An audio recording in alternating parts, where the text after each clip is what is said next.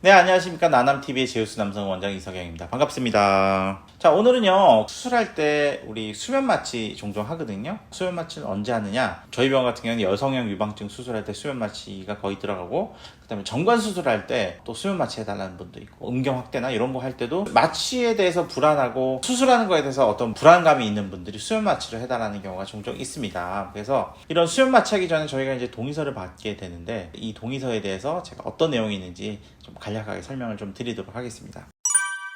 이런 포맷으로 된 내용이에요. 이 포맷은 대한의사협회에서 제공한 그런 포맷입니다. 이 형태로 받아라 라는 내용이죠. 일단 제목부터 보면 수술 마취 동의서 이렇게 되어 있습니다. 의원급 의료기관용 이렇게 되어 있고요. 수면 마취를 진행하게 된 의사는 제 이름 이석영으로 되어 있습니다. 제일 처음에 이제 환자 상태를 묻는 항목이 나옵니다. 고혈압, 당뇨, 그 외에 이제 기타 질환들이 있는지에 대한 내용이 나오고요. 특히 다른 거는 그렇게 중요한 내용은 아니에요. 이 수면 마취가 혈압이 있어서 못하거나 당뇨가 있어서 못하거나 그런 건 아니기 때문에 제일 중점적으로 보는 거는 알러지에 대한 거예요. 이제 수면 마취를 예전에 했을 때 큰 알러지 반응이 있었다든지 혈압이 떨어졌다든지 이런 게 있을 때는 루틴에 용량을 넣는 게 아니고 좀 저용량부터 시작을 하게 됩니다. 이 설명사항이 있는데 설명사항이 크게 세 가지가 있어요.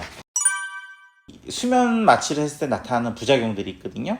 호흡곤란 및 저산소증 같은 게 있고, 그다음에 맥박이 빨라지는 심혈관계 합병증이 있고, 낙상 등이 발생할 수 있다. 낙상은 이제 수면 마취를 하고 제가 의식이 없잖아요. 그러다가 움직이다가 이제 떨어질 수 있다 이런 말이거든요. 대부분은 저절로 있으면 돌아오는데 호흡곤란과 저산소증이 가장 문제가 될 수 있어요. 만약에 이 호흡곤란과 저산소증이 5분 이상 지속된다면은 머리 쪽에도 이제 데미지가 오기 시작하고 이제 큰일 나는 거죠. 의료사고나 그런 걸로 갈 수가 있습니다. 거의 그런 일은 일어나지가 않아요. 왜냐? 손가락에 산소 포화도를 재는 기계를 달아요. 산소 포화도 기계를 보면은 이 친구가 지금 얼마큼 숨을 잘 쉬고 있는지 못 쉬고 있는지에 대한 내용이 정보가 정확히 전달이 됩니다. 그리고 맥박수에 따라서 삑삑삑 소리가 계속 나요.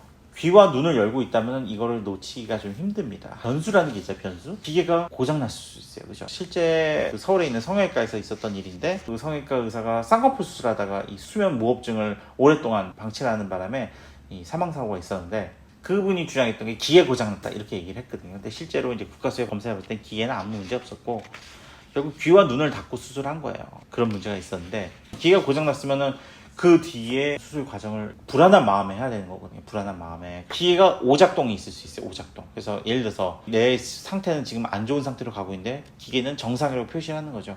그럴 수가 있거든요.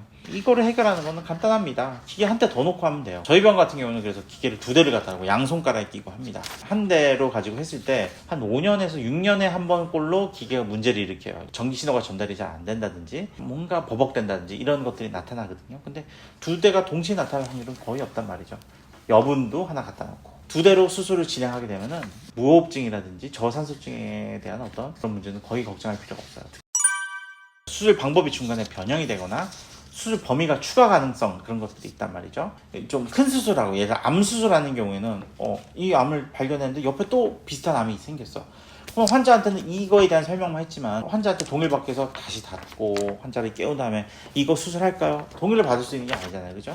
바로 옆에 또 바로 진행을 해야 될 거 아니에요. 수면하고 있는 사람을 깨우다가 이거를 동의를 받고 해야 되는데 그럴 수는 없단 말이에요. 그리고 저희 병에서 하는 수술 같은 경우는 암 수술이거나 이런 것들이 아니기 때문에 예를 들면은 여성 유방증 하다가 제가 이 친구 배도 좀 나왔는데 내가 배도 좀 빼줄까? 하고서 배를 빼주는 그런 시술을 하지 않거든요. 그리고 음경확대 시술하는데 음경확대 하다가 고환이 한쪽이 없네? 고환도 하나 넣어줄까? 이런 시술을 하지 않는단 말이죠. 저희 개인 의원에서 하는 수술을 하는 경우에는 이거에 대해서 크게 신경 쓰지 않으셔도 된다.